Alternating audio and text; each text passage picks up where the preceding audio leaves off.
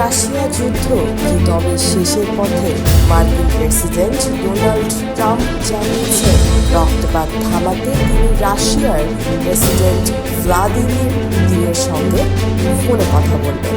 এই বহুল প্রতীক্ষিত ফোনালাপ হবে সোমবার স্থানীয় সময় সকাল 10টায়। ট্রাম্প নিজেই এই তথ্য নিশ্চিত করেছেন তার মালিকাধীন সামাজিক যোগাযোগ মাধ্যম ট্রুথ সোশ্যালে পোস্ট করে। সেখানে তিনি বলেন, পুতিনের সঙ্গে আলোচনার মূল উদ্দেশ্য ইউক্রেন যুদ্ধ বন্ধে কার্যকর কোনো পথ খুঁজে বের করা। শুধু তাই নয়, ফোনালাপের পরপরই তিনি ইউক্রেনের প্রেসিডেন্ট ভলোদিমির জেলেনস্কি এবং ন্যাটো সদস্য কয়েকটি দেশের নেতাদের সঙ্গেও কথা বলবেন বলে জানিয়েছেন। ট্রাম্পের এমন ঘোষণার পর আন্তর্জাতিক অঙ্গনে আলোচনার ঝড় উঠেছে। কেউ বলছেন এটা নির্বাচনী কৌশল, কেউ বা দেখছেন বিশ্ব শান্তির সম্ভাবনার।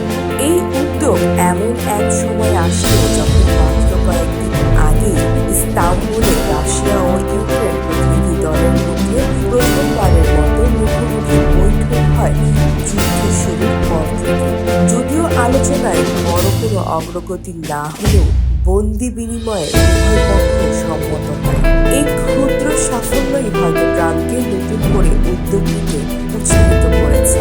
ট্রাম্প গত বৃহস্পতিবারই বলেছিলেন পুতিন ও তার একসঙ্গে বসা ছাড়া শান্তি চুক্তি সম্ভব নয়।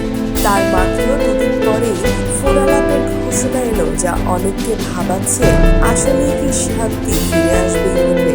এদিকে রাশিয়ার রাষ্ট্রীয় বার্তা সংস্থা তাস জানিয়েছে ক্রেমলিন মুখপাত্র দিমিত্রি পেসকভও এই ফোনালাপের প্রস্তুতির খবর নিশ্চিত করেছেন।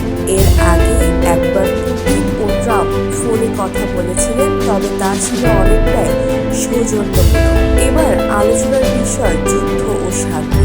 ট্রুথ সোশ্যালে লিখেছেন, এই যুদ্ধ যা কখনোই হওয়া উচিত ছিল না সেটি শেষ করতে হবে। আশা করছি এটি একটি ফলপ্রসূ দিন হবে। বিশ্ব এখন তাকিয়ে আছে ট্রাম্প পুতিন ফোনালাপ কি ইউক্রেন যুদ্ধের মোড় ঘুরিয়ে দিবে, শান্তির বার্তা নাকি নতুন নাটকের শুরু? সময়ই বলবে।